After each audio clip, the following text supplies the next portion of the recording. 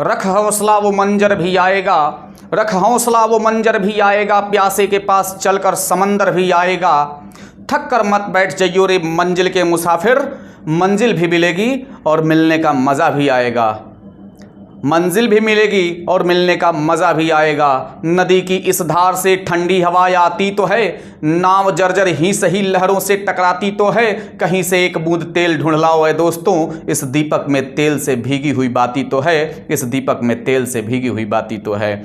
इन्हीं पंक्तियों के साथ आज संख्या पद्धति के लेक्चर नंबर 3 में हम लोग प्रवेश कर रहे हैं, जिसमें विशेष तौर पर हम लोगों को स्टडी करना है, प्रॉब्लम्स को सॉल्व करने हैं।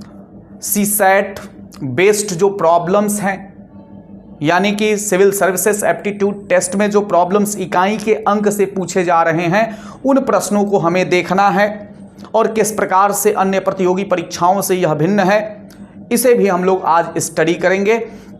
तो आइए आज हम बिना किसी बात के, बिना समय गंवाए हम लोग इकाई के अंक को सॉल्व करना, निकालना सीखते हैं। तो देखिए, सबसे पहले हम आपको बता दें कि इकाई के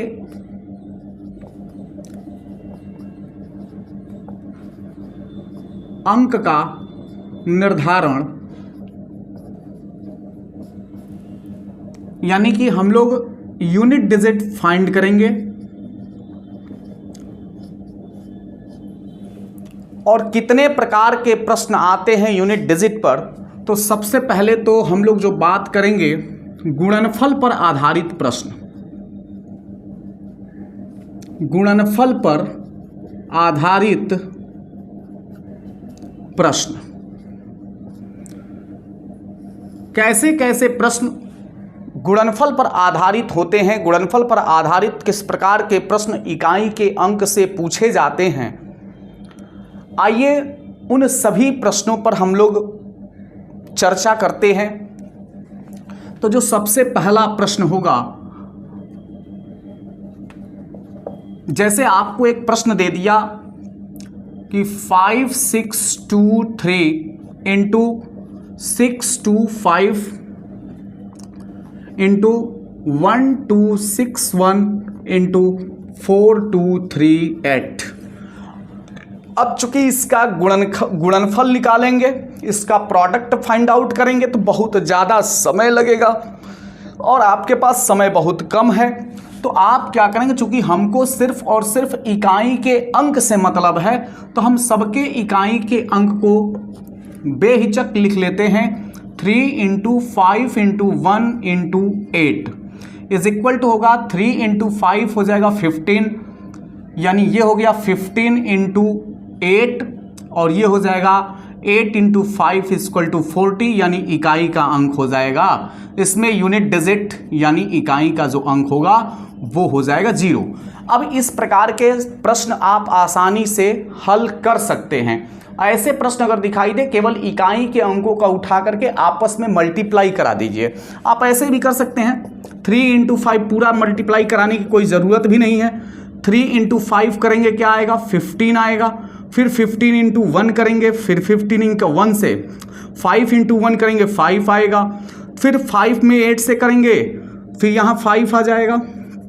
फिर 5 में 8 से करेंगे तो 40 आएगा, यहाँ पे यूनिट डिजिट 0 आ जाएगा। तो आपको इस प्रकार के प्रश्न करने के लिए बहुत ही इजी मेथड है ये।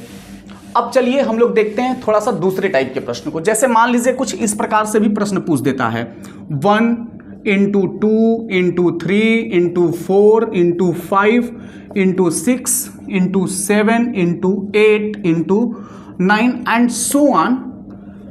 मान लीजिए आपसे पूछ दिया 399 तक, या कहीं तक भी पूछ सकता है, ये उसके ऊपर डिपेंड करता है कि कहाँ तक ये पूछ रहा है। बस आपको ये देखना है कि कहीं भी आपको अगर 5 दिख जाए, अगर आप ये देखिए यहाँ से लिखना शुरू किया 1 से ले करके कहाँ तक 399 तक, तो 100% श्योर है कि इसमें कहीं ना कहीं 10 आएगा। ध्यान दीजिए कि कहीं ना कहीं इसमें 10 आएगा। और चाहे जितनी भी बड़ी संख्या हो, अगर 10 से मल्टीप्लाई कराते हैं तो निश्चित तौर पे कह सकते हैं उसका यूनिट डिजिट क्या होगा, इकाई का अंक क्या होता है, 0 ही होगा। मान लीजिए यहाँ पे आपका मोबाइल नंबर ही है, जैसे मान लीजिए 8853233123, हाँ, इसमें अगर 10 से मल्टीप्लाई कराएंगे तो 100% श्योर है कि यहाँ 0 आ जाएगा, तो 0 आएगा तो यूनिट डिजिट क्या हो गया, 0 हो गया। यानी कहने का सीधा सीधा मतलब है कि अगर इस प्रकार के प्रश्न आए उसमें अगर आपको कहीं 10 दिख गया या कहीं भी 0 दिख गया तो आप निश्चित रूप से उसका यूनिट डिजिट 0 लिखेंगे। आप ऐसे भी देख लीजिए 5 और 2 भी दिख जाता है एक साथ तो भी हम क्या कहते हैं कि उसका यूनिट डिजिट 0 हो जाएगा। या इसको देख लीजिए 4 × 5 = 20, तो 20 में भी 0 आपको दिख रहा है, 2 × 10 लिख सकते हैं इसको।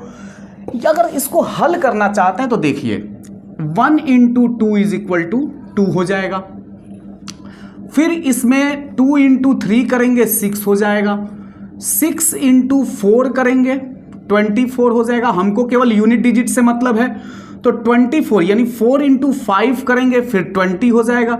अब यहाँ पे आ गया 0, यूनिट डिजिट क्या आ गया, 0 आ गया। 0 में 6 से करेंगे 0 आएगा, फिर 0 में 7 से करेंगे 0 आएगा। इस तरीके से हमेशा क्या आता जाएगा, 0 आएगा। अंत में 0 × 399 करेंगे तो भी वहाँ पे क्या आएगा, 0 ही आएगा। तो अंततः सॉल्व करने के बाद यूनिट डिजिट की वैल्यू जो आ रही है वो इकाई का अंक कितना आ रहा है, 0 आ रहा है। तो इस प्रकार के प्रश्नों को ऐसे सॉल्व करते हैं। कुछ ऐसे भी प्रश्न दे देते हैं जिसमें इकाई का अंक दिया हो और गुणनफल में इकाई का अंक पूछ रहा हो, तो ऐसे प्रश्नों को कैसे सॉल्व करते हैं, जैसे देखिए। और सबसे ज़्यादा इस प्रकार के प्रश्न सीसैट में पूछे जाते हैं, ध्यान दीजिएगा। जैसे मान लीजिए कि आपको दे दे 532 × 643 × 1 2 और यहाँ पे दे दिया x, यहाँ पे x लिख दिया, ठीक है, इनटू दे दिया 4 2 और कह रहा है कि इस गुणनफल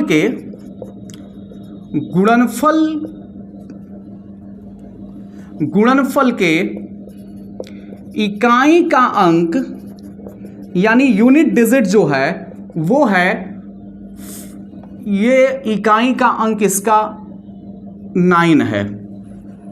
सपोज कर लीजिए 9 है या फिर आप 8 ले लीजिए। अगर इसके इकाई का अंक क्या है, 8 है, तो आपसे कह रहा है कि x का न्यूनतम संभावित मान, मिनिमम पॉसिबल वैल्यू क्या होगा, x का न्यूनतम संभावित मान यानी x का मिनिमम पॉसिबल वैल्यू क्या होगा, what is the minimum possible value of x, ठीक है, if the unit digit of this product is 8, यानी कि यूनिट डिजिट उसका 8 दिया हो। तो आइए सबसे पहले हम लोग क्या करेंगे, यूनिट डिजिट फाइंड आउट करेंगे। तो ये हो गया 2 × 3, फिर इसमें करेंगे, इसमें फिर यहाँ पे करेंगे, फिर यहाँ पे मल्टीप्लाई करेंगे, तो 2 × 3 × x × 2 हो जाएगा। तो कितना आएगा टोटल, अब देखिए यहाँ पे 8 है, इसका यूनिट डिजिट 8 है। तो यहाँ पे देखिए 2 3 जार 6 और ये हो जाएगा आपका 6 2 जार 12 और ये x है आपके पास, यहाँ पर ये क्या हो गया 12 हो गया और ये हो गया आपके पास x, और आपका इकाई का अंक कितना दे रखा है, 8 दे रखा है। इकाई का अंक जो है 8 दे रखा है। तो आपको इसे कैसे सॉल्व करना है, बड़ी ही आसान तरीका में आपको मैं बता रहा हूं। करना आपको क्या होता है कि इसको कर लेते हैं लास्ट में, इधर उधर कर सकते हैं। मल्टीप्लाई में क्रम विनिमय नियम लागू होता है, कम्यूटेटिव प्रॉपर्टी लागू होता है, तो हम बड़ी आसानी से हम इसको यहाँ पे ऐसे, यानी ये हो जाएगा 2 और ये हो जाएगा x, और इकाई का अंक आपको 8 दे रखा है। 2 3 जार 6 6 2 जार 12, यानी यहाँ पे आ रहा है 12 आ रहा है और x से मल्टीप्लाई करना है, 8 लाना है। देखिए ध्यान से देखिएगा, 12 आ रहा है, ये x है, इसमें मल्टीप्लाई करा के आपको कितना लाना है, 8 लाना है। तो आपके दिमाग में ये आ रहा होगा कि या तो x के जगह पे क्या होगा, 4 होगा या फिर 9 होगा। यही देखिए साफ स्पष्ट है कि यहाँ पर हमने क्या किया कि 2 इंटू 3 इंटू 2 इंटू एक्स कर दिया, तो इसको मल्टीप्लाई कराएंगे, 2 3 जार 6, 2 जार 12, तो 12 हो गया। हमको तो यूनिट डिजिट से मतलब है, तो से 12 इंटू यानी 2 इंटू एक्स।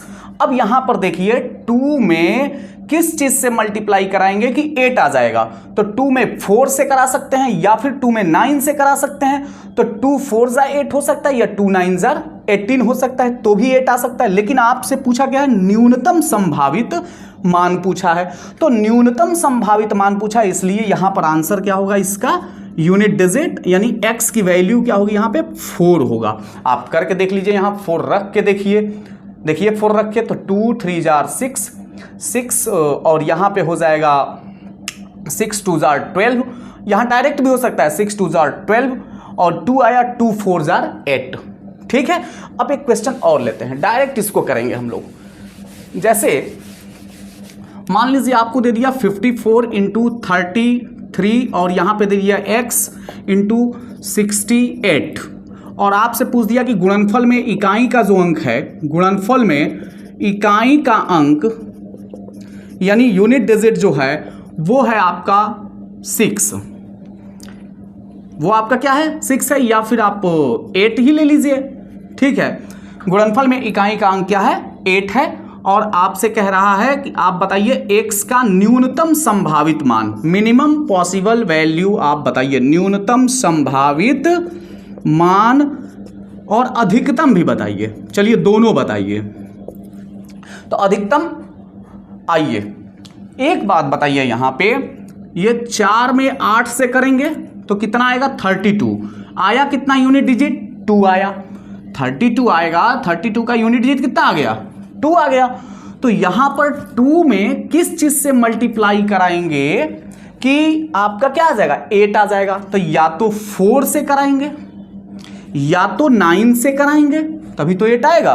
तो यहां पे न्यूनतम संभावित मान कितना हो जाएगा 4 हो जाएगा, अधिकतम कितना हो जाएगा 9 हो जाएगा। तो यहां पर स्पष्ट हो गया, थोड़ा ध्यान देना है कि हम सबसे पहले इस सबके यूनिट डिजिट को लिख लेंगे और यूनिट डिजिट को लिख करके हम लोग मल्टीप्लाई करा लेंगे। तो 4 इंटू 8 करेंगे 32 आएगा, 32 का यूनिट डिजिट है 2 और 2 में हम x से क्या करेंगे, 2 में किस चीज से मल्टीप्लाई कराएं कि क्या आ जाए 8 आ जाए, तो यूनिट डिजिट। तो आप या तो 4 से मल्टीप्लाई कराएंगे तो यूनिट डिजिट क्या आ जाएगा 8 आ जाएगा, या फिर 2 में 9 से भी मल्टीप्लाई करेंगे तो भी यूनिट डिजिट हमारा 8 आएगा। तो या तो आंसर 4 हो सकता है या फिर 9 हो सकता है। तो चूंकि न्यूनतम पूछ रहा है इसलिए हम 4 लेंगे। आइए एक दो इस टाइप के और प्रश्न देख लेते हैं। जैसे आपसे पूछ दे 412 इंटू 614 इंटू 213 इंटू 1252 इंटू यहाँ पे दे दिया आपको कि 6 1 और यहाँ पे दे दिया x और कह रहा है कि यूनिट डिजिट इसका 6 है। इसका यूनिट डिजिट कितना है, इकाई का अंक जो है 6 है, तो न्यूनतम संभावित मान निकालना है x का। तो सबसे पहले क्या करेंगे, इसमें मल्टीप्लाई कराते हैं, 2 4 जार 8, फिर इसमें इसके बाद इससे मल्टीप्लाई 8 3 जार 24, तो यहाँ पे 8 आया, यहाँ 24 आ गया, लेकिन हमको 4 से मतलब है यूनिट डिजिट से, तो 4 में फिर हम 2 से करेंगे 8 आएगा, फिर हम 8। अब देखिए यहाँ पे आपको क्या करना है कि 8 में किस चीज से मल्टीप्लाई कराएंगे कि क्या आ जाए, यूनिट डिजिट 6 आ जाए। तो आपके दिमाग में तुरंत आएगा कि 8 में यदि हम 2 से मल्टीप्लाई करा देंगे तो यूनिट डिजिट 6 आ जाएगा, या फिर 8 में हम अगर 7 से मल्टीप्लाई करा देंगे तो भी यूनिट डिजिट क्या आ जाएगा 6 आ जाएगा। लेकिन आपसे क्या पूछ रहा है, न्यूनतम संभावित मान पूछ रहा है, इसलिए यहां पर क्या होगा, आंसर 2 ही होगा। तो यहां पर x की जगह पे हम क्या लिख देंगे 2 लिख देंगे। देखिए 2 जार 16 आ गया 6, या 7 भी हो सकता है, लेकिन 7 क्या कब होगा, जब मैक्सिमम पूछ देगा। ठीक है ना, तो न्यूनतम के लिए आंसर यहां पे 2 होगा। ये आपके इस प्रकार से यह प्रश्न सॉल्व होगा। आइए गुणनफल पर आधारित कुछ और भी मतलब कि विचारात्मक प्रश्न हल करते हैं। जैसे आपसे प्रश्न ये पूछता है, लगातार विषम संख्या दे देगा, लगातार यानी एक नोट में लिखना होगा आपको कि समस्त विषम संख्याओं समस्त विषम संख्याओं के गुणनफल में इकाई का अंक याद रखिएगा 5 होता है। समस्त विषम संख्याओं में गुणनफल में इकाई का अंक क्या होता है? 5 होता है। कैसे? 1 इंटू विषम संख्या में जो 2 से न कटे, 1 into 3 into 5 into 7 into 9 into 11 into 13 into and so on. ये कहाँ तक जाएगा ये आपको भी पता नहीं है और हमें भी पता नहीं है। खहर बोलते हैं इसको, अनंत, जो कि मैं कल बताया था आपको। अब यहां पे देखिए 1 इंटू 3 आप करते जाइए, खुद आपको समझ में आ जाएगा। 1 में 3 से मल्टीप्लाई करेंगे क्या आएगा? 3 आएगा। फिर 3 में 5 से मल्टीप्लाई आएगा 15 आएगा। ठीक है, और अब ये हमको तो इससे मतलब है, तो हम 5 में किससे मल्टीप्लाई करेंगे? 7 से, 35 आएगा। फिर हम यहां से करेंगे 5 में 9 से, तो क्या आएगा? 45 होगा। हमको यूनिट डिजिट से मतलब है, तो यहाँ पे 11 से कराएंगे तो क्या आएगा? 55 आएगा। हमको इससे कोई मतलब नहीं, हमको इससे मतलब है। फिर इससे कराएंगे 13 5 65 आएगा। इस तरीके से आप देख रहे हैं हमेशा क्या आएगा? 14 से कराएंगे। ठीक है ना? तो यहाँ पे देखिए, तो इस तरीके से आप अगर करते जाएंगे तो हमेशा क्या आएगा? 5 ही आता जाएगा। ठीक है, अरे सॉरी 14 से थोड़ी कराएंगे, यहाँ पे 15 होगा, तो ये 15 से कराएंगे तो 15 75 आएगा। ठीक है, फिर यहाँ पे 17 से कराएंगे, समस्त विषम संख्या है, तो 17 से, फिर 19 से, फिर 21 से, 23 से कराएंगे। तो आप हर जगह देखेंगे तो 5 सत्ते 35, 5 9 45, 5 एकम में 5, 5 तिहाई 15, यही 5 आता रहेगा। तो आपको ये चीज क्लियर हो गया कि समस्त विषम संख्याओं के गुणनफल में इकाई का अंक हमेशा 5 आएगा, सदैव 5 आएगा। ठीक है, याद रखिएगा, समस्त विषम संख्याओं के गुणनफल में इकाई का अंक सदैव 5 आएगा। कभी कभी इस प्रकार से प्रश्न पूछ देता है, तो मान लीजिए आपसे दे दे 34, 35, 36, 37, 38, 39, ऐसा हो सकता है क्या? ये तो इसमें सम विषम दोनों आ गया ना, हम विषम की बात कर रहे हैं। जैसे मान लीजिए 33 से दे दिया, 33, 35, 37, 39 एंड सो ऑन इनफाइनाइट। अब बताइए, तो इसमें भी करेंगे 3 5 15, फिर 5 से मतलब है हमको 5 7 35, फिर 5 से हमको मतलब है 5 9 45, फिर 5 से हमको मतलब है, तो ये हमेशा क्या आएगा? 5 आएगा। हमेशा याद रखिएगा कि विषम संख्याओं के गुणनफल में सदैव, समस्त विषम संख्याओं के गुणनफल में सदैव इकाई का अंक 5 ही होता है। ये पहला था। दूसरा रूल, समस्त सम संख्याओं के, सम संख्या माने यानी कि इवन नंबर, समस्त सम संख्याओं के गुणनफल में इकाई का अंक यानी यूनिट डिजिट कितना होता है? 0, शून्य होता है। कैसे होता है देखिए, सम विषम संख्या मतलब 2 से जो ना कटे, जो सम संख्याएं होती है वो 2 से एक्यूरेट डिविजिबल होती हैं, तो 2 से कट जाने वाली 2, फिर 4, 6, 8, 10, 12, 16 एंड सो ऑन। ये कहाँ तक जाएगा ये हमें पता नहीं है और आपको भी पता नहीं है। ठीक है, तो देखिए आप 2 में 4 से मल्टीप्लाई कराएंगे, ऐसे छोड़िए क्या मल्टीप्लाई कराना है। जब कहीं ना कहीं जब सम संख्याएं हैं तो बीच में कहीं ना कहीं तो शून्य आएगा, तो यहाँ एक 10 ही काफी है यूनिट डिजिट पे 0 लाने के लिए। तो ये 10 आकर के बता रहा है कि चाहे जितनी भी गुणा कर लो, 10 से मल्टीप्लाई कराएंगे तो यूनिट डिजिट हमेशा क्या आएगा? 0 ही आएगा, इसमें कहीं कोई शक नहीं है। चलिए हम 10 पर भरोसा नहीं करते हैं। ठीक है, ठीक है, तो यहां से कर लीजिए। 2 में 4 से करेंगे 8 आएगा। ठीक है, तो 2 में 4 से करेंगे 8 आएगा। 8 में 6 से करेंगे 48 आएगा। 8 में 8 से करेंगे 64 आएगा। फिर 4 में 10 से करेंगे तो कितना आएगा? 40 आएगा। 40 में अब 0 में 12 से करेंगे 0 आएगा। 0 में 16 से करेंगे 0 आएगा। 0 में 18 से करेंगे 0 आएगा। अंत में जितने डिजिट तक करेंगे सब 0 ही आएगा। अतः ये क्लियर हो गया कि समस्त सम संख्याओं के गुणनफल में इकाई का अंक सदैव 0 होता है। अब हम तीसरा देखेंगे, समस्त अभाज्य संख्याओं यानी समस्त अभाज्य संख्याओं के गुणनफल में इकाई का अंक शून्य होता है। समस्त अभाज्य संख्याएं, हमने अभाज्य संख्या के बारे में अपने पिछले लेक्चर में बता दिया है। तो अभाज्य संख्याएं वे संख्याएं होती हैं जिनका गुणनखंड यानी अपवर्तक जो होता है, यानी भाजक जो होता है 2 होता है, या तो वो स्वयं से कटता है या फिर 1 से कटता है। ठीक है, तो समस्त अभाज्य संख्याओं के गुणनफल यानी प्रोडक्ट में इकाई का अंक जो होता है, ध्यान रखिएगा, वो शून्य होता है। क्या होता है? शून्य। कैसे होता है ये देखते हैं। अभाज्य संख्या, सबसे छोटी अभाज्य संख्या 2, 2 के बाद होता है 3, 3 के बाद 5, 5 के बाद 7, 7 के बाद 9 नहीं होता है क्योंकि 9 3 से भी कटेगा। ठीक है, इसके बाद 11 होता है, 11 के बाद 13, 13 के बाद 17, 15 नहीं होगा, 17 के बाद 19, 19 के बाद 23 एंड सो ऑन।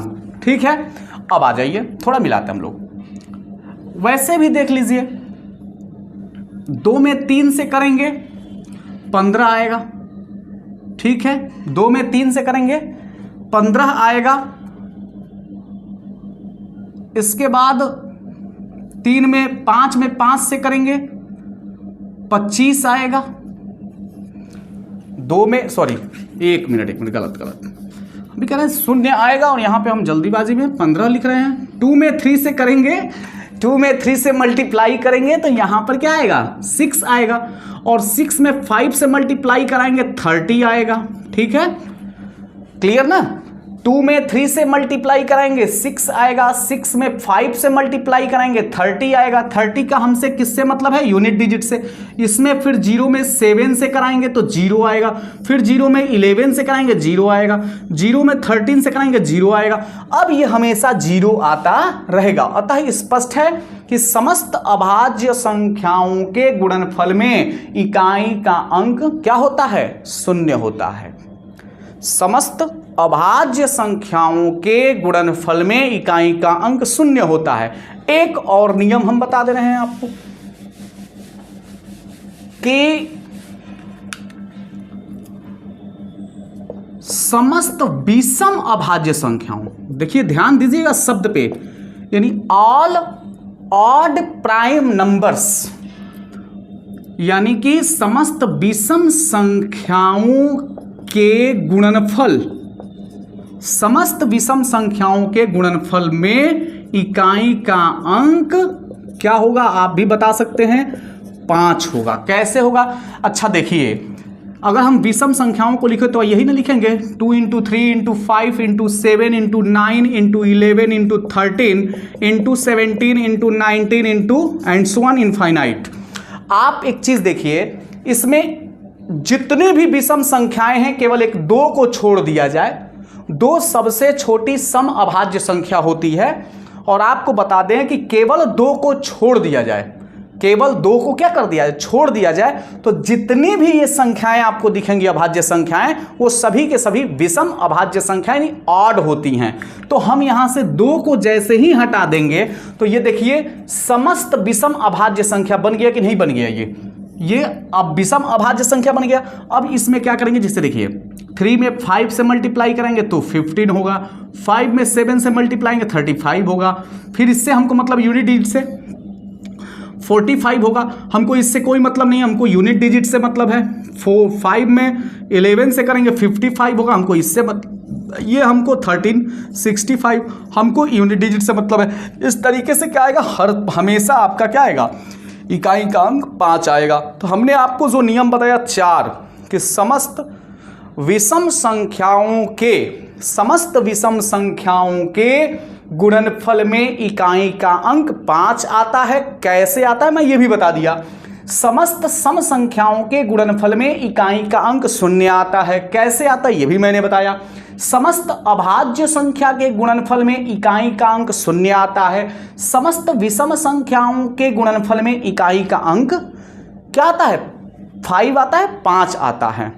तो ये आपका हो गया, ये 4 नियम हैं, 4 नोट थे, स्पेशल अटेंशन थे, इसको याद रखिएगा। डायरेक्ट भी क्वेश्चन पूछ सकता है कि समस्त विषम संख्याओं के गुणनफल में इकाई का अंक क्या होता है, तो आप वहां सॉल्व करेंगे तो बिना मतलब का फिजूल आपका समय भी खर्च होगा, ठीक है। और हो सकता है कि उस समय आपका दिमाग काम ना करे, इतना ज़्यादा प्रेशर होता है ना पेपर में कि अन्य भी कई सेगमेंट्स होते हैं, परिच्छेद होते हैं हल करने के लिए, तो इस कारण प्रेशर होता है अन्य चीज़ों का भी।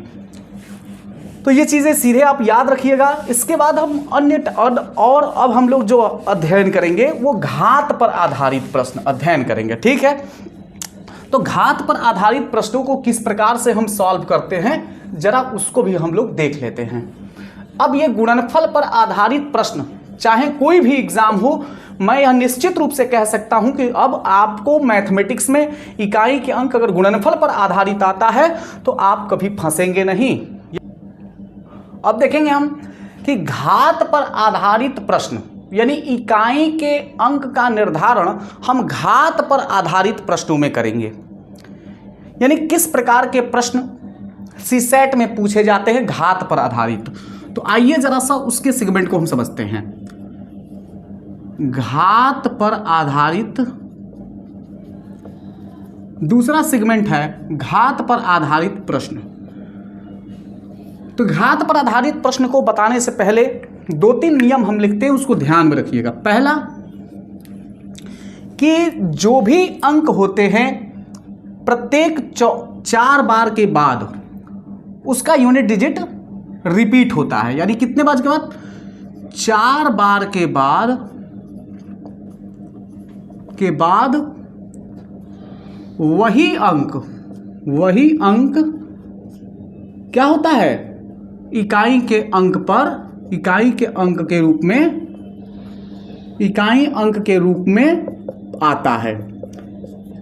यानी कहने का मतलब क्या है कि उस क्रम में जहां से वो शुरू होता है प्रत्येक जो संख्याएं होती हैं चौथे बार के बाद वो इकाई के अंक पर रिपीट होती हैं। कैसे चौथे बार के बाद कैसे इकाई के अंक पर रिपीट होती हैं जरा ये समझिए।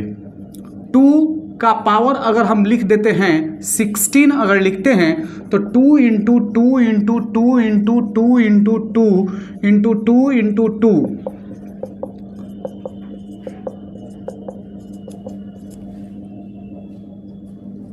देखिए 1 2 3 4 5 6 7 8 9 10 11 12 13 ही मान लेते हैं।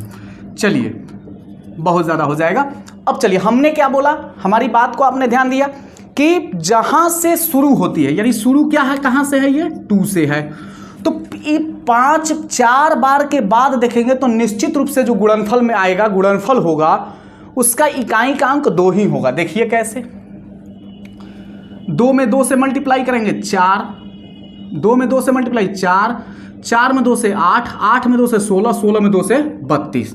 यहां पे मल्टीप्लाई कराने पे क्या आ गया टोटल, यहां पे क्या आ रहा है 32 आ रहा है।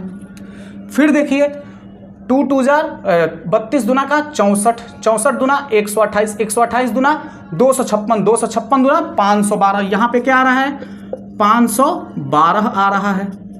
फिर देखिए 512 दुना का 224, 512 दुना का 224, सॉरी 512 दुना का 1024, 1024 दूनी 2048, 2048 दुना का 4096, 4096 दूनी 4096 में 2 से मल्टीप्लाई करा दीजिए, 2 6 12, 1 2 9 89, 2 1 is 2 0 0 1 और ये 2 4 8, जो भी हो 8192, यहां पे आ जाएगा 8192। आप एक चीज देखिए कि यहां पर कितना है यूनिट डिजिट 2 था, फिर 4 1 2 3 यानी चौथे बार के बाद यानी 1 2 3 4 पांचवी बार में, कितनी बार में, पांचवी बार में यहां पे वही अंक रिपीट हो गया, यानी चौथे बार के बाद। फिर यहां पे देखिए 1 2 3 4 5 यहां भी पांचवी बार में, और यहां भी देखिए 1 2 3 4 5 यहां भी पांचवी बार में वही अंक रिपीट हो गया। देखिए यहां भी 2 आ गया। तो यानी यही कहने का, यही नहीं आप 3 ले लीजिए, 3 के पावर मान लेते हैं हम 7 ले लेते हैं, तो 3 into 3 into 3 into 3 into 3 into 3 into 3 9 करना पड़ेगा ना। चलिए देख लीजिए, तो भी देख लीजिए वही चीज़ें आएंगी। 3 3 जार 3 यहाँ पे है। अब यहाँ पे देखिए, यहाँ पे आ जाइए 1 2 3 4 5, यहाँ पे आके मल्टीप्लाई कर लीजिए। 3 3 जार 9, 9 3 जार 27, 27 3 जार 27, 3 3 जार 9, 27 में 9 से मल्टीप्लाई कर लीजिए। 27 तियाँ 81, 81 तियाँ 243, 243, फिर 3 आ गया। इस तरीके से फिर यहाँ भी करेंगे तो भी 3 आएगा। यानी कि आप देखिए 1 2 3 4 5, यानी चौथी बार के बाद, 4 बार के बाद वही यूनिट डिजिट रिपीट करता है, 4 बार के बाद रिपीट करता है। ये चीज़ ध्यान में रखिएगा। इसीलिए हम कहते हैं कि जब भी निकालेंगे, फाइंड आउट करेंगे, जैसे मान लीजिए एक एग्जाम्पल लेते हैं इसके लिए, जैसे मान लीजिए 2543 के पावर 1056 दे दिया, तो हम इसमें क्या करते हैं कि सबसे पहले हम इसको 4 से डिवाइड करते हैं। यानी इसको तो पहले लिखिए 3 के पावर 1056, यहाँ यूनिट डिजिट से हमको मतलब होता है। तो 3 के पावर जो हम 1056 लिख रहे हैं, तो हम 1056 बार मल्टीप्लाई तो करेंगे नहीं, हम करेंगे क्या कि 4 से भाग दे देंगे। मान लीजिए ये कितना है, 1 2 3 4 5 6 7 8 9 10 11 12, 1 2 3 4 5 6 7 8 9 10 11 12 13, 2 के पावर 13 तक 13 है। अब एक बात बताइए, अगर हम 4 से इसमें डिवाइड करेंगे, 4 से अगर हम इसमें डिवाइड करेंगे, तो आप एक चीज़ देखिए, 2 के पावर 13 है, तो 2 दूना का 4, दूना का 8, दूना का 16, दूना का 32, ठीक है। फिर ये हो गया 1 2 3 4 5, 1 2 3 4 5, सही है। तो यहाँ पर आप एक चीज़ देखिए कि 2 के पावर यहाँ 13 था, हम 4 से क्या करेंगे, डिवाइड करेंगे। क्यों 4 से डिवाइड करेंगे, जो बचेगा वही आपका क्या हो जाएगा, जो बचेगा शेष वही, उसको हम लोग पावर के रूप में लिख देते हैं। जैसे देखिए हम 4 से इसमें क्या करेंगे, डिवाइड करेंगे, यानी 2 के पावर ये क्या हो जाएगा, ये 4, ये 12 है, ये 13 है, 13 में हम 4 से डिवाइड करें, 4 तिहाई 12 हो जाएगा, 1 बचेगा, ठीक है। अब ये 2 के पावर कितना हो जाएगा, 1 हो जाएगा, तो 2 इसका आंसर आ जाएगा। देखिए 2 आ रहा है कि नहीं, यूनिट डिजिट लास्ट में क्या आ रहा है, 2 ही तो है, ठीक है। तो यहां पर वही चीजें हैं, यहां पर समझना यह है कि प्रत्येक 4 बार के बाद क्या हो जाता है, वो रिपीट करता है। इसलिए हमको इसे क्या करना है, 4 से भाग करना है। 4 से भाग करेंगे, जो आएगा शेष उसको हम इसका पावर दिखाएंगे। तो आइए देखते हैं, ये 1056 में हम 4 से डिवाइड करेंगे। 4 2 जार 8, 2 5, 4 छक्के 24, यानी कि ये हो जाएगा आपका कितना 1 6। अब ये 4 4 जा 16 कट जाएगा पूरा, लेकिन आप ध्यान रखिए अभी हम ये चीज़ नहीं बताएंगे। यहाँ पर कर देते हैं क्या चीज़, 7 कर देते हैं ताकि पूरा ना कटे, ठीक है। तो 4 चौके क्या हो जाएगा, 16 हो जाएगा, बचेगा आपके पास शेष 1। तो शेष जो बच रहा है इसको लिखिए 3 और शेष 1, यानी 3 1 इज 3। इसका कितना आएगा, इकाई का अंक क्या आएगा, 3 ही आएगा। और आपसे अगर कोई पूछे कि आप 4 से क्यों भाग कर रहे हैं, तो स्पष्ट आप बताएंगे, यह भी आपका एक भ्रम दूर हो गया कि क्यों 4 से ही भाग किया जाता है। क्योंकि प्रत्येक अंक जो है, इकाई का अंक 4 बार के बाद यदि 5वीं बार में वो रिपीट होता है, ठीक है। तो ये चीज क्लियर हो गया। अभी देखिए, अब हम थोड़ा सा 4 से भाग, इसका फार्मूला क्या होगा, इसका फार्मूला अगर मान लीजिए कि ए बी सी कोई डिजिट है, कोई अंक है, एक्स वाई जेड है, ठीक है, ऊपर पावर में, तो हम सी को उठाते हैं, तो सी के पावर हो जाएगा एक्स वाई जेड बाई 4 का शेष, ठीक है ना। ये फार्मूला होता है, यानी हम कहेंगे कि आधार, ये आधार होता है नीचे, आधार के इकाई का अंक, आधार के इकाई का अंक के पावर हो जाएगा क्या चीज, जो पावर दिया है, घात दिया है, बाई 4 करते हैं, उसका शेष देखते हैं, और जो आता है वही उसका क्या होता है, इकाई का अंक होता है। क्या होता है, इकाई का अंक होता है, अभिष्ट संख्या, अभिष्ट इकाई का अंक होता है। यानी फार्मूला आपका क्या आया, आधार के इकाई का अंक इज इक्वल टू घात बटे 4, यानी घात में 4 से डिवाइड करेंगे, का शेष होगा, जो शेष आएगा उसको हम लोग घात के पावर घात के रूप में रखेंगे और इकाई का अंक यहाँ से प्राप्त हो जाएगा। तो ये फॉर्मूला होता है। हाँ, एक चीज़ आपको ध्यान में रखना, जो अभी आया था मैं जानबूझ के उसको स्किप कर दिया क्योंकि उसकी बारी आती। 4 से भाग देने के बाद शेष, 4 से भाग करने के बाद यानी घात में भाग करने के बाद शेष की स्थिति, 4 से भाग करने के बाद शेष क्या क्या आ सकता है? आपके पास 1 आ सकता है, आपके पास 1 आ सकता है, आपके पास शेष 2 भी आ सकता है, शेष 3 भी आ सकता है। 4 से भाग करने के बाद कुछ ऐसे भी महानुभाव होंगे, रामानुजन हार्डी होंगे, जीएच हार्डी होंगे, रामानुजन यूक्लिड होंगे, जो कहेंगे कि 4 से भाग करने के बाद 4 शेष भी बच सकता है। नहीं, 4 से भाग करने के बाद कुछ ऐसे भी होंगे जो कहेंगे 5 शेष बचेगा। ऐसा नहीं हो सकता है। 4 से भाग करने के बाद या तो 1 शेष बचेगा, या तो 2 शेष बचेगा, या तो 3 शेष बचेगा। 4 शेष नहीं बच सकता है। या तो 0 बच सकता है, यानी 4 से पूरी तरह डिविजिबल हो जाएगा तो 0 हो सकता है। तो याद रखिएगा, 1 आएगा तो पावर सेम रहेगा, 2 आएगा तो पावर सेम रहेगा, 3 आएगा, 2 आएगा तो भी सेम रहेगा, 3 आएगा तो भी सेम रहेगा घात। लेकिन अगर ये आ जाए 0 तो 0 इज रिप्लेस्ड बाई 4, यानी 0 के जगह पे हम 4 रखते हैं। क्या रखते हैं? 0 के जगह पर हम 4 रखते हैं। ये ध्यान में रखिएगा, इसीलिए मैंने उसको स्किप कर दिया। अब वो मैं क्वेश्चन ले लेता हूं। 1 आएगा तो वही रखेंगे, 2 आएगा तो वही रखेंगे, यानी c के पावर अगर डिवाइड किए xyz/4 का शेष आया, अगर 1 आया तो सेम, 2 आया तो भी सेम, 3 आया तो भी सेम। लेकिन अगर 0 आया तो वहां तुरंत हम लोग क्या करेंगे? 4 रखेंगे। जैसे एक एग्जाम्पल लेते हैं हम। एक एग्जाम्पल कुछ इस तरीके से है, जैसे मान लीजिए कि 413 के पावर हो गया 2424। देखिए 413 के पावर 2424। तो एक बात बताइए, अगर 24 में 24 से पहला काम हमारा 4 से डिवाइड करना है, 4 6 24, फिर ये डायरेक्ट 24 उतारेंगे 0, 4 6 24, 0 आ गया। शेष कितना आया? शेष आ गया 0।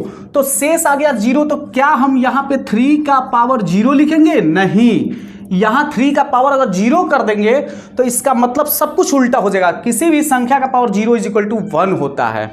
याद रखिएगा, क्यों नहीं कर सकते हैं ये भी मैं बताऊंगा आपको। 3 का पावर 0 नहीं करेंगे, हम 0 को 4 से रिप्लेस करेंगे, जो नियम हमने बताया, और 3 के पावर 4 लिखेंगे। तो 3 × 3 × 3 × 3।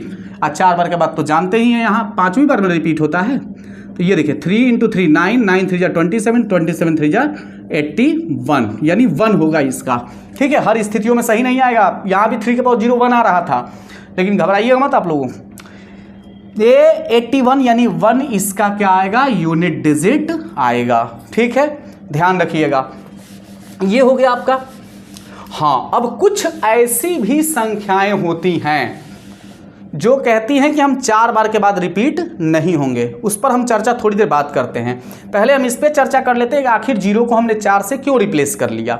देखिए, अगर हम 0 ही रखते हैं तो इसका मतलब कि हम चौथी बार ही हम नंबर को रिपीट करा दे रहे हैं, जो कि संभव नहीं है। अगर 2 है तो 2 चौथी बार में कहाँ रिपीट होगा? 2 यहाँ पे है तो 2 थोड़ी यहाँ पे आ जाएगा, 16 आएगा, 6 आएगा। चौथी बार में ही आप रिपीट कर देंगे तो पूरी की पूरी सिस्टम गड़बड़ हो जाएगी, पूरी मैथमेटिक्स गलत हो जाएगा। तो 0 अगर आप ले रहे हैं, इसका मतलब कि आप जबरदस्ती किसी भी नंबर का रिपीटिशन यूनिट डिजिट का आप चौथी बार ही करा रहे हैं, जबकि नहीं, 5वीं बार होता है, यानी चौथी बार के बाद होता है, 5वीं बार होता है। ये चीज ध्यान में रखिएगा। ठीक है, अब हम करते क्या हैं कि कुछ ऐसे भी संख्याएं होती हैं जो कहती कि नहीं, 5वीं बार के बाद, हम चौथी बार के बाद नहीं रिपीट होंगे। वो इतनी जिद्दी प्रकृति के होते हैं कि हम तुरंत रिपीट होंगे, अगले बार ही रिपीट हो जाएंगे। वो कौन सी संख्याएं होती हैं? तो 0, 1, 5 एंड 6। ये ऐसी संख्याएं होती हैं, ऐसे डिजिट्स होते हैं जो तुरंत रिपीट होते हैं, वो 5वीं बार का वेट नहीं करते हैं, प्रतीक्षा में नहीं रहते हैं, वो तुरंत रिपीट करते हैं। देखो 0 में 0 से मल्टीप्लाई करेंगे 0 ही आएगा, ठीक है। 1 में 1 से कराएंगे 1 ही आएगा, 5 में 5 से कराएंगे तो दूसरी बार ही रिपीट हो गया ये, 6 में 6 से कराएंगे दूसरी बार ही रिपीट हो गया ये। तो ये रिपीट होता है और हमेशा यही आता है। तो इसलिए चूंकि रिपीट ये लगातार होता रहता है, ठीक है, पहली बार में ही, दूसरी बार से ही रिपीट होना शुरू हो जाता है, तीसरी बार में भी वही आएगा, चौथी बार में भी मल्टीप्लाई करने पे वही आएगा, 5वीं बार में भी वही आएगा। तो ये ऐसे संख्याएं हैं जो चौथी बार में रिपीट नहीं होती हैं। तो ऐसे संख्याओं का जो आंसर होता है वो सेम होता है। इसीलिए हम इसको बताए थे कि ये क्या हो जाता है, सेम हो जाता है। जैसे 2520 का पावर 1045, चाहे पावर कुछ भी हो, लेकिन यहाँ अगर 0 आ गया तो यहाँ 0 ही आंसर होगा। अगर मान लीजिए 2166 और 5 हो गया, 105423 आ गया, तो यहाँ पे कुछ भी हो पावर, लेकिन 4 से आपको डिवाइड नहीं करना है, सीधे आंसर क्या लिखना है, 5 लिखना है। तो ऐसी स्थिति में आंसर हम डायरेक्ट लिख देते हैं, ठीक है।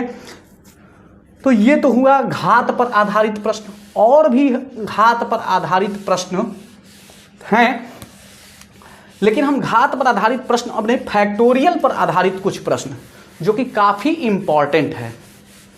आइए फैक्टोरियल पर आधारित कुछ प्रश्नों को हम अध्ययन करते हैं। अब देखेंगे सी, फैक्टोरियल पर आधारित प्रश्न।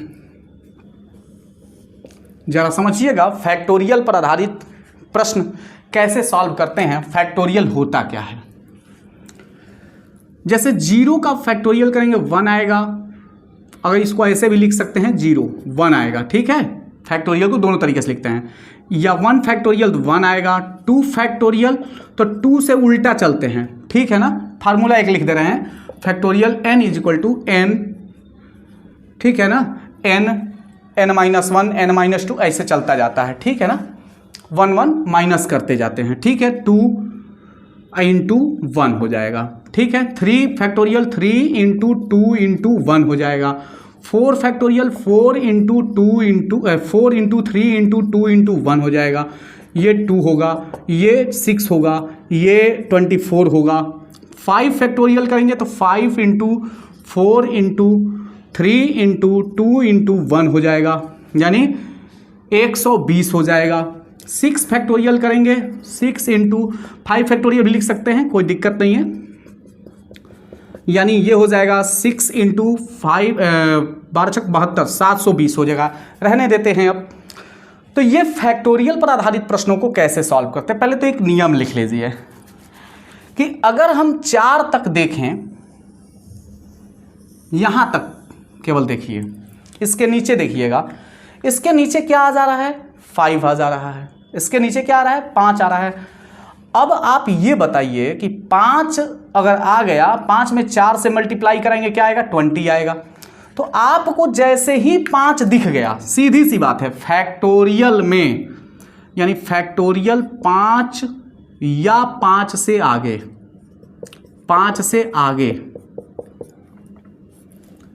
के फैक्टोरियल में इकाई का अंक सदैव शून्य होगा, सदैव शून्य होगा। ध्यान रखिएगा कैसे होगा, तो आप ऐसे ही देख लीजिए। अगर मान लीजिए कि हम फैक्टोरियल लिख रहे हैं 19, तो हम क्या लिखेंगे, 19 × 19 × 18 × 17 × 16 × एंड सो ऑन, बीच में 10 आएगा, ठीक है। तो 10 आ गया तो ऐसे ही 0 हो गया, ठीक है। ये अब देखिए, इसके बाद आप ये बताइए कि अगर हम फैक्टोरियल 5 को ही ले ले तो 5 4 जा 20 हो जाएगा, 5 4 जा 20 हो जाएगा। तो सीधी सी बात है, यह देखो 0 आ गया। जैसे ही 5 स्टार्ट हुआ तो 0 आना प्रारंभ हो गया। अब सब में 0 आएगा, यानी कि फैक्टोरियल 5 के आगे जितने भी फैक्टोरियल आएंगे वो सबका मतलब 0, उसका यूनिट डिजिट क्या आएगा, 0 आएगा। ये ध्यान में रखिएगा। कैसे आएगा मैं आपको दिखा दिया। देखिए जैसे अभी 19 का दिखाया, अगर मान लो 18 का ही हो तो भी उसमें 10 आएगा। भाई 9 तक तो 10 नहीं आएगा ना, 9 तक 10 नहीं आएगा, लेकिन 10 के 10 तक नहीं 10 आएगा। 10 तो अगर हम फैक्टोरियल 10 ही लिख रहे हैं तो 10 से शुरू करेंगे तो इसमें तो 10 आ रहा है ना। अब मान लीजिए कि इसी तरीके से अगर मान लीजिए 11 आ गया तो भी फैक्टोरियल 10 आएगा इसमें। 11 गुणा 10 है तो 10 आ गया मैंने 0। अगर 12 लिखेंगे तो भी इसके आगे तो 10 आएगा, लेकिन 9 तक तो नहीं आएगा। 9 तक नहीं आएगा तो उसमें 5 और 4 तो आएगा ना, तो 5 और 4 का मल्टीप्लाई करेंगे तो 20 आएगा ना, तो भी तो 10 आए उसमें। ठीक है, तो यहाँ पर इसलिए क्या हो जाता है, 0 हो जाता है। देख लीजिए, अगर मान लीजिए फैक्टोरियल 9 ही करना है तो 9 × 8 × 6 7 × 6 × 5 × 4 × 3 × 2 × 1। देखिए 9 8 72, 2 2 7 14, 4 4 6 24, फिर 4 4 5 20, 0, फिर 0 से सब में मल्टीप्लाई करिए, सब 0 हो जाएगा। तो इस तरीके से मतलब कि जो भी फैक्टोरियल 5 के आगे 5 या 5 से आगे होते हैं उसमें इकाइकांक सदैव क्या होता है, शून्य होता है। अब आइए इसके बाद और भी किस प्रकार से प्रश्न आते हैं इसमें। जैसे मान लीजिए कभी कभी इस प्रकार से प्रश्न पूछ देता है कि फैक्टोरियल के पावर फैक्टोरियल दे देगा। देखिए कैसे कैसे प्रश्न पूछता है, फैक्टोरियल के पावर, ऐसे फैक्टोरियल बनाते हैं, फैक्टोरियल के पावर फैक्टोरियल दे देगा। कभी कभी फैक्टोरियल के पावर साधारण कुछ भी दे देगा, घात दे देगा। ठीक है, फैक्टोरियल कभी कभी साधारण के पावर फैक्टोरियल दे देगा। ठीक है, और साधारण के पावर साधारण तो हम लोग पढ़ चुके हैं। तो आइए जरा सा हम लोग इस सब चीज़ों को देखते हैं। पहले हम लोग देखते हैं फैक्टोरियल के पावर घात। जैसे मान लीजिए कि अगर 2533 का पावर दे दे फैक्टोरियल 19 दे दे, तो आप एक बात बताइए, 2533 का पावर है फैक्टोरियल 19, हमको मतलब किससे है, इससे 3 का पावर होगा फैक्टोरियल 19 होगा। एक बात बता दीजिए जरा, 3 का पावर है फैक्टोरियल 19, आप बताइए इसको कैसे सॉल्व करेंगे।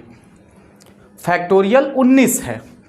एक चीज़ ध्यान में रखिएगा, इसको कराने से पहले मैं बता दूं कि आप ये बताइए क्या इसमें 4 आएगा कि नहीं आएगा।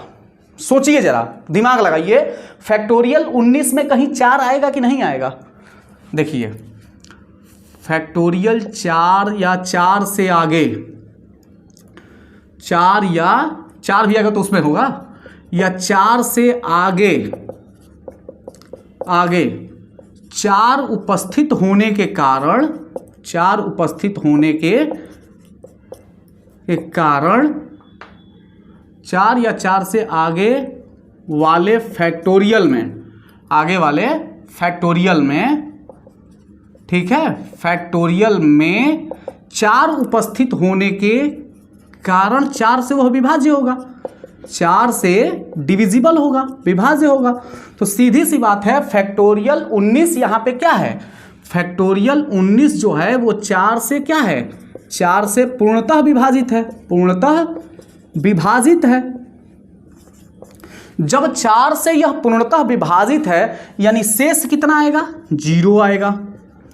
हम आपको बताए हैं कि शेष 0 आए तो किससे डिवाइड करते हैं, किससे रिप्लेस करते हैं, 4 से।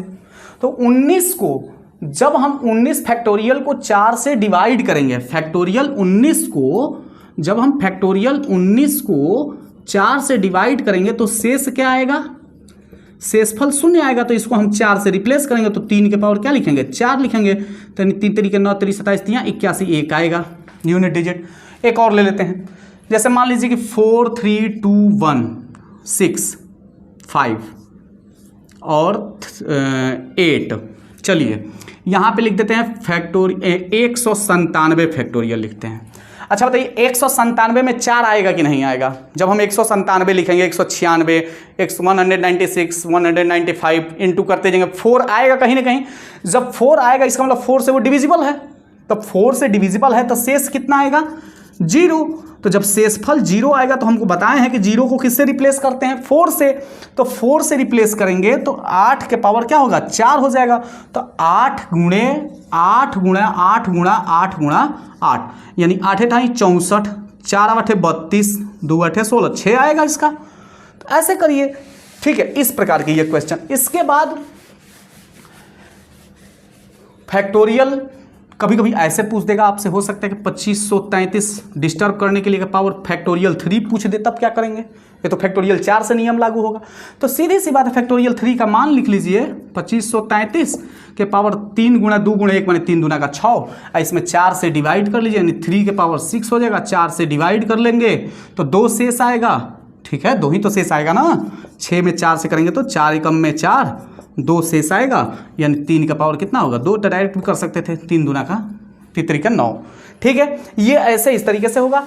अब मान लीजिए कि कभी कभी क्वेश्चंस इस प्रकार से पूछ देते हैं, फैक्टोरियल का पावर फैक्टोरियल, अगर फैक्टोरियल का पावर फैक्टोरियल दे तो किस प्रकार से उसके इकाई का अंक फाइंड आउट करते हैं, यानी कि फैक्टोरियल का पावर फैक्टोरियल दे। देखिए बड़ी इजी है, आपको मैंने अभी बताया कि यदि आधार फैक्टोरियल 5 या 5 से ऊपर हो तो सीधा सीधा उसका मतलब होता है 0, उसके इकाई का अंक क्या होता है? 0 होता है। मान लीजिए यहाँ पे 53 फैक्टोरियल का पावर 39 फैक्टोरियल हो तो यहाँ पर इजीली ये क्या होगा? कुछ नहीं करना है, इसके इकाई का अंक आपको 0 लिखना है, क्योंकि इसके इकाई का अंक क्या होगा? 0 होगा। और 0 का पावर चाहे जितना हो, 0 इंटू 0 करते रहिए तो 0 ही तो आएगा। तो यहाँ पर याद रखिएगा, फैक्टोरियल 5 से ऊपर अगर होता है तो उसका मतलब 0 होता है, और ऐसी स्थिति में इस प्रकार के अगर प्रश्न हो, पावर चाहे जो भी हो, तो उसका आंसर क्या होता है? 0 होता है। इसके बाद अगर मान लीजिए ये ऐसे दे दे, फैक्टोरियल 4 दे दे, तब यहाँ 39 फैक्टोरियल तो ईजी है, बहुत सिंपल है। 4 इंटू 3 इंटू 2 इंटू 1 कर लेंगे, 39 फैक्टोरियल कर लेंगे। 4 3 जा 12, 2 जा 24, 24 के पावर 39 फैक्टोरियल। फिर वही का बात आ गई, 39 फैक्टोरियल आप अगर करेंगे तो निश्चित रूप से इसमें 4 आएगा, क्योंकि 39 से शुरू करेंगे, 38, 37, 36 इंटू करते जाएंगे तो इसमें कहीं ना कहीं 4 आएगा, 3, 2, 1, तो ये 4 से क्या होगा? डिविजिबल होगा। 39 फैक्टोरियल जो है 4 से विभक्त होगा, 4 से क्या होगा? विभक्त होगा। तो 4 से जब विभक्त होगा तो शेष क्या आएगा? 0 आएगा। जब शेष 0 आएगा तो हमने बताया कि 0 से किससे हमको रिप्लेस करना है? 0 को 4 से रिप्लेस करना है। तो 24 का पावर क्या हो जाएगा? यहाँ पे 4 ले लेंगे, 4 का पावर क्या हो जाएगा? 4 हो जाएगा। तो 4 गुणा 4 गुणा 4 गुणा 4 लिखेंगे। 4 चौके 16, चौके 64, चौके 4 छके 24। यहाँ देखिए 4 चौके 16, फिर 6 चौके 24, फिर 4 करेंगे 4 चौके 16, 6 ही आएगा इसका। तो ये इस तरीके से क्वेश्चंस को सॉल्व करते हैं, फैक्टोरियल का पावर अगर फैक्टोरियल हो, ठीक है। अब देखिए इसके बाद कुछ इस प्रकार से भी प्रश्न आते हैं, फैक्टोरियल रहेगा लेकिन ऊपर नॉर्मल पावर रहेगा, जैसे मान लीजिए 53 फैक्टोरियल दे दे और ऊपर 29 दे दे। तो ऐसी स्थिति में किस प्रकार से इस प्रश्न को सॉल्व? वेरी सिंपल, हमने अभी बताया कि आधार, ये आधार होता है, आधार यदि, देखिए आधार के लिए नियम अलग, पावर के लिए नियम अलग। पावर के लिए क्या नियम है? 4 से विभक्त होने का। 4 से विभक्त होने का क्या नियम है कि फैक्टोरियल 4 या 4 से अगर आगे जाएगा तो उसको हटा करके, देखिए लिख ही देते हैं, फैक्टोरियल 4 घात के लिए नियम क्या है जी? घात के लिए नियम, फैक्टोरियल 4 या 4 से आगे अगर घात के रूप में हो, अगर घात के रूप में हो तो उसे हटाकर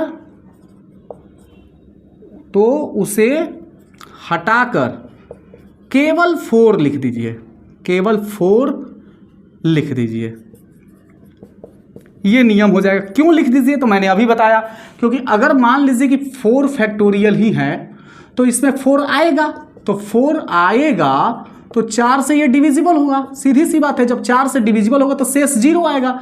जब शेष यहाँ पे 0 आएगा ऐसी स्थिति में, तो हम 0 को किससे रिप्लेस करते हैं? 4 से। तो चाहे फैक्टोरियल 15 हो, फैक्टोरियल 16 हो, फैक्टोरियल 17 हो, घात के रूप में सबको हटा करके क्या लिख देना है, केवल 4 लिख देना है। ठीक है, फैक्टोरियल 3 तक नहीं कह रहे हैं, फैक्टोरियल 3 में 4 नहीं आता है। ठीक है, चलिए इसके बाद क्या नियम है, आधार के लिए क्या नियम है, तो आधार के लिए जो नियम था मैंने बताया था फैक्टोरियल वाला, कि अगर फैक्टोरियल 5 हो या 5 से आगे हो, 5 से आगे, तो उसके लिए हमेशा इकाई का अंक क्या होगा, 0 होगा, पावर चाहे जो भी हो। क्यों, क्योंकि 53 को अगर लिखेंगे तो 53 में कहीं ना कहीं 10 आएगा, कहीं ना कहीं 10 आएगा, 53 इंटू 52 इंटू 51 इंटू 50, कहीं देखिए 50 में ही 0 आ गया, तो जब 50 में ही 0 आ गया तो अंततः निश्चित रूप से कह सकते हैं इकाई के अंक में क्या आएगा, 0 ही आएगा। तो इसको हल करेंगे तो 0 का पावर हो जाएगा 29, तो 0 29 टाइम्स मल्टीप्लाई करते रहिए, 0 ही तो आएगा। यानी आधार अगर 5 फैक्टोरियल 5 या 5 फैक्टोरियल 5 से आगे हो तो निश्चित रूप से यह कह सकते हैं कि पावर चाहे जो भी हो, फैक्टोरियल में हो, नॉर्मल हो, उससे कोई मतलब नहीं है, उसके लिए इकाई का अंक क्या होगा, 0 ही होगा, निश्चित है सदैव। तो आज हम लोगों ने क्या क्या स्टडी किया। एक और प्रश्न आपसे पूछता है, एक और प्रकार का द्विपद पर आधारित प्रश्न, द्विपद या त्रिपद, द्विपद पर आधारित प्रश्न। तो द्विपद या त्रिपद भी पूछता है, तो जानते हैं कैसा प्रश्न। जैसे मान लीजिए आपसे पूछ दिया 5084 to the power 26 minus 283 to the power 62। अब आपसे ये प्रश्न पूछ दिया, देखिए एडिशन होगा तो आपको टेंशन लेने की जरूरत नहीं है, सीधा सीधा जो फार्मूला मैंने बताया है 4 से भाग करके वैसे ही करेंगे। सब्ट्रैक्शन होगा, थोड़ा सा दिक्कत है सब्ट्रैक्शन और डिवीजन में। अगर मल्टीप्लिकेशन है यानी प्लस है और गुणा है तो इसमें आपको टेंशन लेने की ज़रूरत नहीं है, आप आसानी से कर सकते हैं। लेकिन इसमें थोड़ा सा टेंशन लेने की आवश्यकता है, मैं बता रहा हूँ कैसे। 26 में 4 से क्या करेंगे, सबसे पहले हम डिवाइड करेंगे, 4 छक्का 24, यानी कितना हो जाएगा, ये 2 आ जाएगा शेष। तो हम क्या करेंगे, 4 का पावर यहाँ पे क्या करेंगे 2 कर देंगे। ठीक है, तो इसका 4 का पावर 2 करेंगे, यहाँ पे 3 का पावर क्या हो जाएगा